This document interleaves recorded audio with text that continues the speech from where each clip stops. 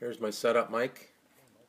It's a push-in stove. You can see that most of the problem is that the backsplash is cut out and it's got that rounded part that rides up the wall. But I think there's also a box that hits the wall, so that's a bit of a problem too. Um, so this shows I've pulled the stove out. I just screwed a cleat to the cabinet, and that didn't give me enough height. I could have notched the cleat, but I'm losing half of it anyway because of the overhang. So that's why I just screwed a scrap to the cabinet, and then the second cleat sets the height for where I want it to be. But here you can see that if I had put the wood flush to the countertop, I think I would have been a lot happier. I was trying to build in so that the glass would be flush with the countertop, and it turns out that's not what I wanted. So here's my piece of glass.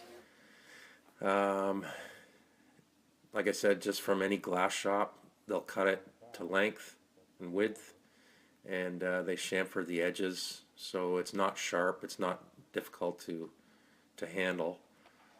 Painted flat black. I can give you the paint can if you want. It's just flat black paint, and I think I probably put 3 or 4 coats on. I just laid it on a piece of newspaper and did a nice light spray, and then 20 minutes later did another one up into about 4 coats. It dries really quickly. Stuck the bumpers to the paint, and you can see when you flip it over there, it looks just like the stovetop. It blends right in. Those are the bumpers that I bought. They're just cabinet door bumpers.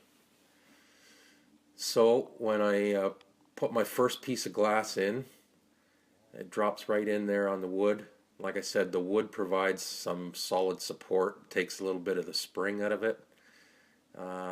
I put it in there. I've got very little play. It's about a 1/16 short of the length, and it's pressed tight against the tile.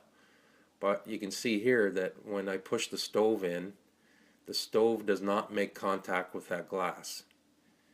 The overhang goes over it, and this shows that I wasn't quite happy with the depth of it. You can see the stovetop is I don't know, 5 millimeters, and the drop was too many. So this is a good view of the glass. You can see the edges are chamfered and smooth.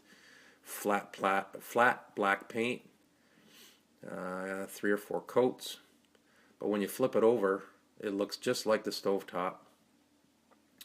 And this piece is actually smaller because it doesn't go under the lip of the stove. It just goes from the wall to the edge of the stove. And I left about an 1/8 or a 1/16 of an inch there to guarantee that the stove will not make contact with that glass, because that's the last thing you want to do is touch it and force it back. And this is the final product.